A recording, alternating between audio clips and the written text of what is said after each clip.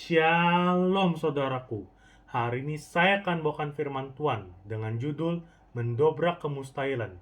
Mendobrak kemustahilan itu adalah menembus pintu hal-hal yang tidak mungkin dan menjadi mungkin. Seperti tertulis pada nats Alkitab yang terambil dari Kejadian pasal 46 ayat 30 dengan perikop Yakub pindah ke Mesir. Mari kita baca. Berkatalah Israel kepada Yusuf, "Sekarang bolehlah aku mati, setelah aku melihat mukamu dan mengetahui bahwa engkau masih hidup." Mengapa Yakub pindah ke Mesir? Karena di tanah Kanaan terjadi kelaparan. Yakub berangkat ke tanah Mesir membawa istri-istrinya beserta keturunannya, berjumlah 66 jiwa, agar mereka bisa selamat dari kelaparan yang terjadi di tanah Kanaan. Sebelumnya Yusuf meminta saudara-saudaranya membawa bapak dan ibunya, yaitu Yakub, untuk berangkat ke tanah Mesir. Dan Yusuf telah menyediakan tempat bagi mereka di kota Goshen di tanah Mesir. Ketika Yakub bertemu Yusuf, berkatalah Israel kepada Yusuf, "Sekarang bolehlah aku mati, setelah aku melihat mukamu dan mengetahui bahwa engkau masih hidup."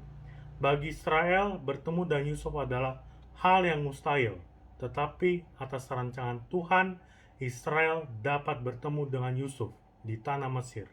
Inilah yang disebut mendobrak kemustahilan. Pertemuan Yakub dan Yusuf di tanah Mesir adalah hal yang tidak mungkin, tetapi menjadi mungkin. Saudaraku, apa yang dimaksud dengan kemustahilan itu?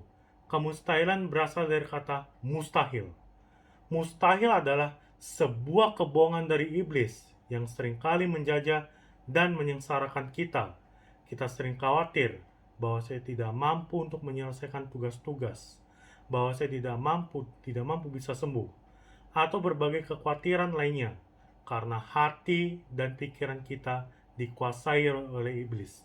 Tetapi karena pertolongan Tuhan, berbagai dapat kita lewatin. Penyakit kita bisa sembuh dan kehidupan berjalan dan baik.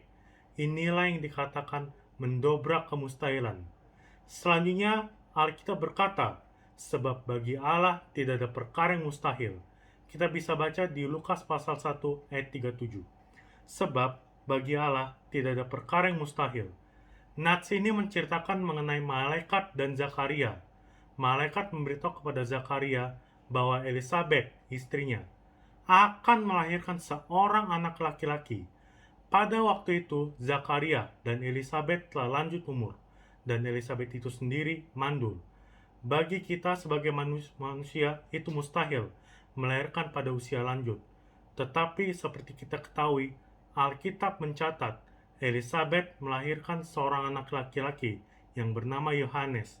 Inilah yang dikatakan mendobrak kemustahilan. Selanjutnya, Alkitab jelas berkata bahwa bagi orang percaya tidak ada perkara yang mustahil. Kita bisa melihat kisah Daud yang adalah seorang pemuda yang biasa menggembalakan domba, yang mampu mengalahkan Goliat, yang berbadan besar seperti raksasa, hanya dengan ketapel dan batu. Dengan penuh iman, Daud mengatakan, "Engkau mendatangi aku dengan pedang, tombak, dan lembing, tetapi aku mendatangi engkau dalam nama Tuhan Yesus semesta alam, Allah segala barisan Israel yang kau tantang itu." Saudaraku, kita mengetahui bahwa Daud bisa mengalahkan Goliat. Cerita lain adalah Daniel yang lolos dari gua singa. Dia tetap berdoa dan memuji Allahnya dalam 3 kali sehari. Walaupun surat ketetapan yang melarang menyembah manusia atau dewa selain raja tidak bisa diubah, sehingga akhirnya dia dibuang ke dalam gua singa. Dan akhirnya kita ketahui bahwa Daniel bisa selamat dari gua singa tanpa ada luka. Inilah yang dikatakan mendobrak kemustahilan. Saudaraku, bagaimana cara kita mendobrak kemustahilan? Ada 4 kunci untuk mendobrak kemustahilan. Yang pertama, beriman.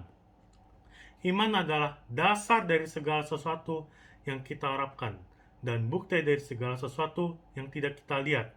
Kita harus ingat janji Tuhan, terus mengucapkan dengan iman, kemudian bertindak dan menjalaninya.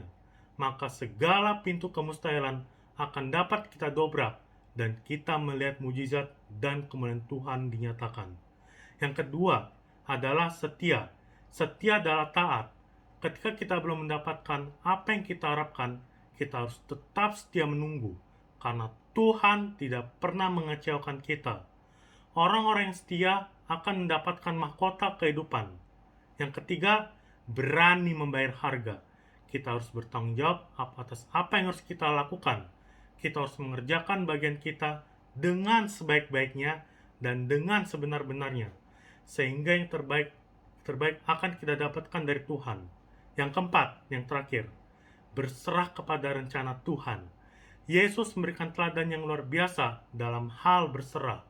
Ketika di Taman Getsemani malam hari, di mana hari esok dia akan disalibkan, dan dia berdoa kepada Allah, "Lalukanlah cawan ini daripadaku."